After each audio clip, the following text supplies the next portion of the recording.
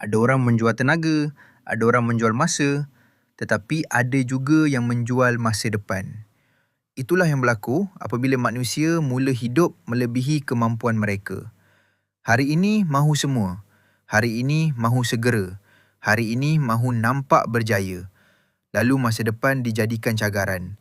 Sedikit demi sedikit, tahun demi tahun, hingga akhirnya manusia tidak lagi bekerja kerana cita-cita. Mereka bekerja kerana ketakutan.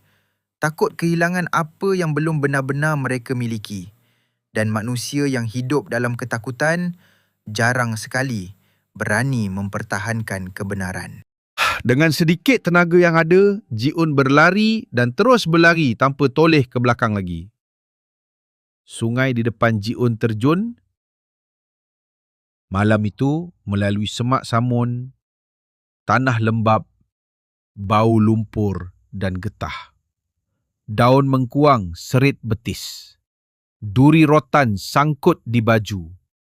Ranting kayu mencakar muka. Nak tahu apa jadi dengan Ji-un? Boleh tekan link di bio.